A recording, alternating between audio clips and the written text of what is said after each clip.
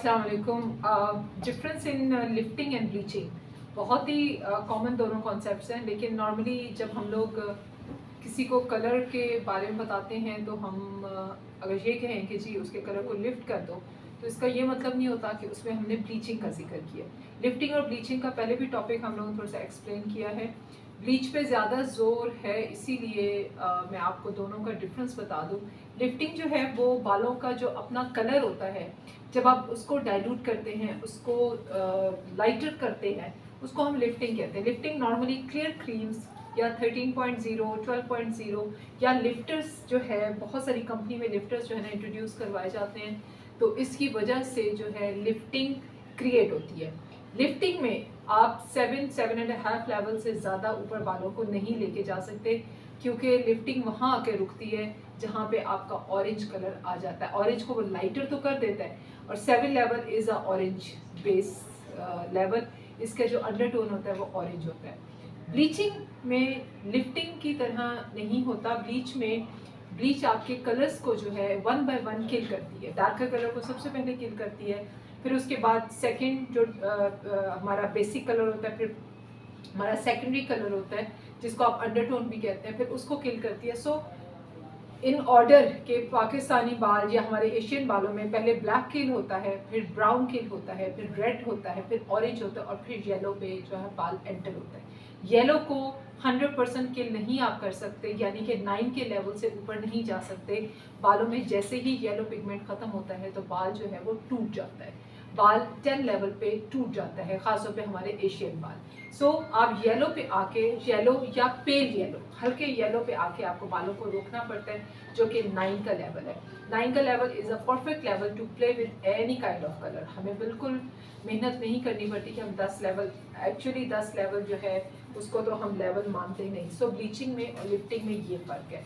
Lifting आप अपने ही, और लिफ्टिंग में सिर्फ एक इशू ये आता है कि जिसके बालों का अंडरटोन जिस टाइप का होता है उसी तरह की लिफ्टिंग होती है। आप रेड अंडरटोन वाले बाल रखते हैं तो आपकी लिफ्टिंग ऑरेंज में होगी।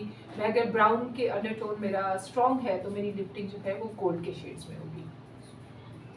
जब ब्लीचिंग की बारी आती है तो हमारे लिए ये चीज़ चेक करना बहुत ही मुश्किल हो जाता है कि जी एक्चुअल ब्लीच जो है उसको पहचान कैसे की जाए। अच्छी ब्लीच की क्या पहचान होती है कि हमने डेफिनेटली जब आप बालों पे लगाएंगे वहाँ तो आपको ऑटोमेटिकली पता चल जाएगा कि अच्छी ब्लीच कैसे होती है, लेकिन एक बगैर टेस्ट किए किसी शॉप पे जब आप खड़े हैं तो आप अच्छी ब्लीच की पहचान कैसे करेंगे। नंबर 1 कि ब्लीच का जैसे ही आप बैग खोलेंगे तो ब्लीच को उड़ना नहीं चाहिए।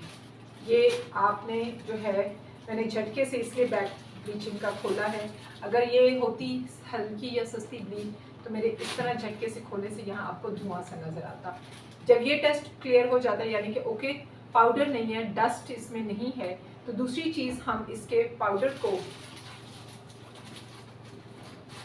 और ब्लीच आप डेफिनेटली डार्क किसी क्लोजेट में रोशनी से दूर रखते हैं, और बिल्कुल इसको पैक करके ह्यूमिड से दूर रखते हैं, यानी इसको हवा ना लगे। ये भी एक चीज़ इंपॉर्टेंट है।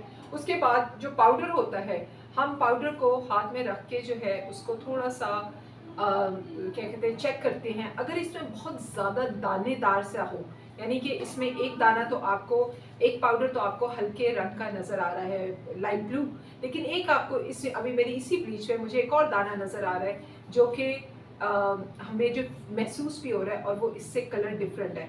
या कई दफ़ा वो वाइट कलर होता है या फिर वो डिफरेंट कलर होता है लाइट ब्लू पाउडर से, तो उसमें भी हमें थोड़ी सी ब्लीच की क्वालिटी का अंदाज़ा होता है कि this is a mixture of something else. Blue के साथ साथ एक और दाना भी नज़र आता है।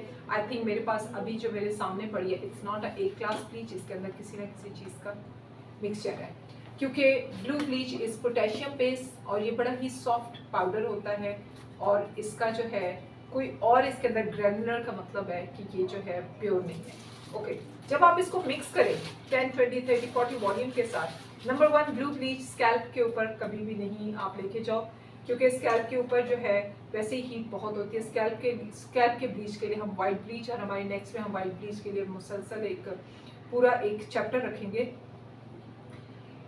ब्लू ब्लीच जब आप डाइल्यूट करते हो तो आपके जो जब आप उसको मिक्स कर रहे होते हैं, पाउडर बना पेस्ट बना रहे होते हो, तो पाउडर के अंदर अगर आपको रेत सी महसूस होती है तो इसका मतलब है कि ब्लीच एक क्लास नहीं है। ये बहुत ही सॉफ्ट क्रीमी सी इसका पेस्ट होना चाहिए और बहुत जल्दी बनना चाहिए, ये भी इसकी एक पहचान है। और काम के दौरान डेफिनेटली ये लिफ्ट नहीं करती, ये ऑरेंज और डार्कर येलो में आके जो है ये रुक जाती है। लेकिन पोटेशियम बेस्ड जो ब्लीच होती है वो 9 लेवल तक जाती है अगर वो प्योर हो।